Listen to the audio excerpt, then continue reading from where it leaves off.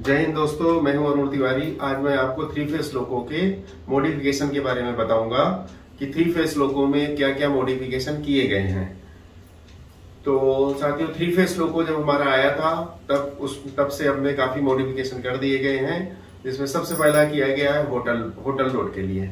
Hotel load के लिए जो मॉडिफिकेशन किया गया है उसमें पहले होटल लोड का कन्वर्टर एक ही लग के आता था। आजकल 2 होटल लोड के कन्वर्टर लगे रहते हैं और पूरी ट्रेन में जो सप्लाई पहले हम लोग जनरेटर से देते थे, राजधानी शताब्दी जैसी ट्रेनों में जनरेटर से देते थे, अब हम इंजन के द्वारा देते हैं। उसके लिए होटल लोड का प्रावधान किया गया है। दोनों कन्वर्टर को मेन ट्रांसफार्मर से सप्लाई मिलती है और मेन ट्रांसफार्मर से सप्लाई मिलती है जो कि हमारी ट्रेन को, हमारे कोचेस को 750 वोल्ट 3 फेस एसी की सप्लाई देते हैं। होटल लोड कन्वर्टर के लिए एक एमसीबी लगा दी गई है जिसका नंबर 129.1 है, जो SB2 में लगी है। अगला जो हमारा मॉडिफिकेशन किया गया है वो है VCU यूनिट।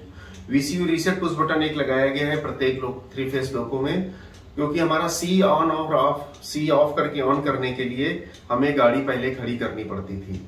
लेकिन VCU स्विच लगाने से, पुश बटन स्विच लगाने से एक फायदा हुआ है कि हम चलती गाड़ी में सी को ऑफ करके ऑन कर सकते हैं, जिसमें हमारा प्रेशर ड्रॉप नहीं होता है।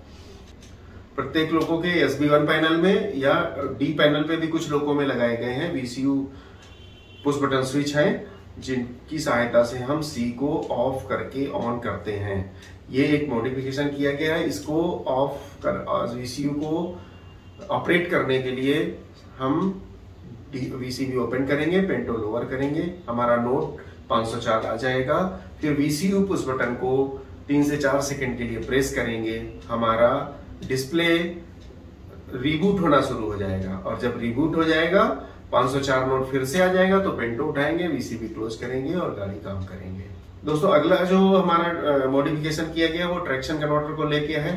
पहले हमारे 3 फेस के लोको में GTO टाइप के ट्रैक्शन कन्वर्टर या SR लगते थे। अब IGBT टाइप के लगाए जा रहे हैं। IGBT लोको में प्रत्येक SR में 2 लाइन कन्वर्टर और 3 ड्राइव कन्वर्टर होते हैं। इस तरह से 2 SR में 4 लाइन कन्वर्टर और 6 ड्राइव कन्वर्टर होते हैं। तो अगर हमारी लाइन किसी एक लाइन कन्वर्टर में फेलियर हुआ तो सिर्फ 1/4 यानी 25% पावर का लॉस होता है, जबकि ड्राइव कन्वर्टर में किसी एक ड्राइव कन्वर्टर में फेलियर होने पर 1 TM आइसोलेट होती है और 1/6 पावर का लॉस होता है, यानी 16.67% पावर का लॉस होता है। तो ये हमारा मेन फायदा है कि अगर एक लाइन कन्वर्टर खराब हुआ तो 1/4 पावर का लॉस हुआ, और अगर एक ड्राइव कन्वर्टर खराब हुआ तो 1/6 छठवें हिस्से की पावर का लॉस हुआ। जबकि GTO लोको में सीधे कोई भी ड्राइव कन्वर्टर या कोई भी लाइन कन्वर्टर के खराब होने पर 50% पावर का लॉस होता था, और ये सिस्टम के द्वारा होता है। और अगला हमारा जो मॉडिफिकेशन है वो है IGBT युक्त लोको में, जो BHEL मेक के IGBT युक्त लोको हैं उनमें एक MCB लगाई गई है उनके पंप में, कन्वर्टर ऑयल पंप में, क्योंकि उसकी रेटिंग जो है वो बहुत कम होती है। जो पंप लगाया गया है उसकी रेटिंग कम होती है, तो उसके जो शॉर्ट सर्किट होने पर जब MCB GTO लोको में ट्रिप करती थी 63.1/1 या 63.1/2, इसकी रेटिंग कम होने की वजह से वो MCB ट्रिप नहीं करती है। इसलिए इसके ऑयल पंप पे ही एक छोटी MCB लगा दी गई है जो 4 एम्पियर की है। तो अगर 4 एम्पियर की है, ये फोटो में मैं दिखा रहा हूं, देख लीजिए। अगर हमारे लोको में ऑयल टेम्परेचर टू हाई का मैसेज आता है, अगर हमारे लोको में ऑयल टेम्परेचर टू हाई का मैसेज आता है तो इस MCB जो 4 एम्पियर की इसी पंप में लगाई गई है, इसको चेक करना है कि कहीं ये ट्रिप तो नहीं है। ये एक नया मॉडिफिकेशन है BHEL मेक के जो IGBT लोको हैं उनमें। और अगला मॉडिफिकेशन हमारा है, एक स्विच लगाया गया है ECPSW। ये एक स्विच लगाया गया है। कभी कभी फेलियर आता था कि हमारे कंप्रेसर BLCP की ऑटो पोजीशन पे नहीं चलते थे। कंप्रेसर हमारे फेलियर आ रहा था कि ऑटो पोजीशन पे सीपी काम नहीं करते थे। तो ये SB1 पैनल पे ECPSW एक स्विच लगाया गया है जिसकी नॉर्मल पोजीशन 1 होती है। तो अगर ऐसे फेलियर आता है कि हमारे BLCP की ऑटो पोजीशन पे ये सीपी हमारे काम नहीं कर रहे हैं, तो उस कंडीशन में हम इस स्विच को ECPSW स्विच को जो कि SB1 में लगा है इसको 1 से 0 पे कर देते हैं, तो हमारे सीपी काम करने लगते हैं। ये एक नया मॉडिफिकेशन ये किया गया है। इसके बाद अगला मॉडिफिकेशन है टोको में हमारे एक जो TC1 TC2 कॉक होते थे उनके बीच में या उनके ऊपर या नीचे एक कॉक लगाया गया है, FC कॉक। FC कॉक लगाया गया है। तो CCB लोको में TC1 और TC2 बंद रहते हैं, लेकिन इस FC कॉक का खुला होना आवश्यक है। ये मैं फोटो में दिखा रहा हूं, आप देखिए इस FC कॉक का खुला होना आवश्यक है, नहीं तो कॉन्टेक्टर स्टक ऑफ या कॉन्टेक्टर स्टक ऑन का मैसेज आएगा, फॉल्ट मैसेज आएगा। कॉन्टेक्टर स्टक ऑफ या ऑन का फॉल्ट मैसेज आने लगेगा। तो इस FC कॉक का खुला होना आवश्यक है। ये एक मॉडिफिकेशन किया गया है। अगला है हमारा अगला मॉडिफिकेशन जो किया गया है, कुछ लोगों में बैटरी चार्जर की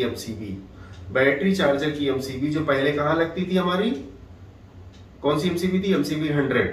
जो बैटरी चार्जर की MCB पहले SB2 पैनल पे लगती थी, उसको हटा के कुछ लोगों में BUR2 पे लगा दिया गया है।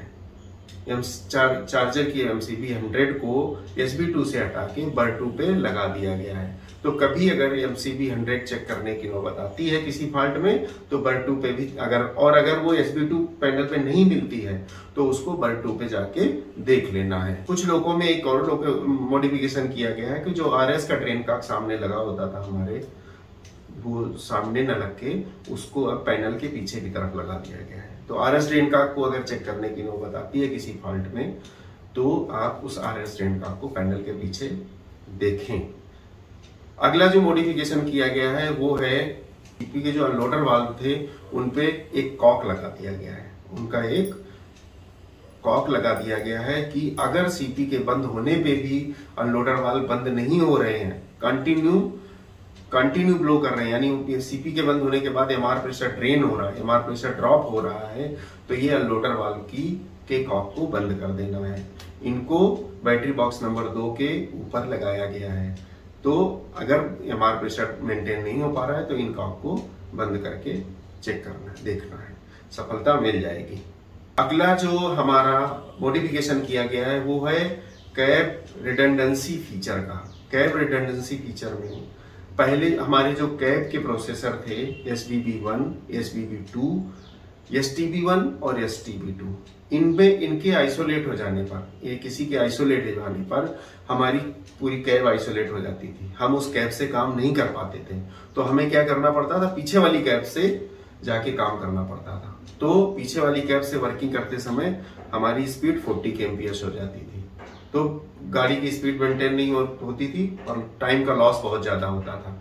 तो इसके लिए ये नया फीचर लाया गया है कैप रिडंडेंसी का। इससे क्या होता है, कोई अगर हमारा प्रोसेसर SBB1, SBB2, STB1 या STB2 कोई अगर आइसोलेट हो जाता है तो हम उसी कैप से गाड़ी काम कर सकते हैं। कुछ फीचर्स कम हो जाते हैं, कुछ चीजों पे हमें ध्यान देना होता है, इसके लिए मैं एक अलग से वीडियो बना दूंगा, लेकिन हम उसी कैप से पूरी स्पीड लेके गाड़ी काम कर सकते हैं, जिससे टाइम लॉस नहीं होता। जबकि कैब पहले ये फीचर ना होने की वजह से पिछली कैब से गाड़ी काम करना पड़ता था, जिसकी वजह से 40 kmph से हमारी गाड़ी चलती थी। तो साथियों, ये थे हमारे मॉडिफिकेशन जो 3 फेस लोको में किए गए हैं। और भी जो अभी किए जा रहे हैं, जो किए जाएंगे, मैं उस पर फिर से आगे वीडियो बनाता रहूंगा। और ये जो फीचर किए गए हैं ये मैंने शॉर्ट में बताया है, इनको कैसे हम इस पे काम करेंगे, उससे क्या इफेक्ट पड़ेगा, और कैसे, जैसे कि होटल लोड के बारे में पूरी जानकारी, VCU कैसे ऑपरेट करना उसकी पूरी जानकारी, या कैब रिडंडेंसी फीचर के बारे में मैं अलग से एक वीडियो बना के पूरा डिस्क्राइब कर दूंगा। तो देखते रहिए हमारे चैनल को, और अगर अच्छा लग रहा हो तो लाइक कर दीजिए और दोस्तों में शेयर करते रहिए, जिससे उनको भी जानकारी मिलती रहे। जय हिंद, वंदे मातरम।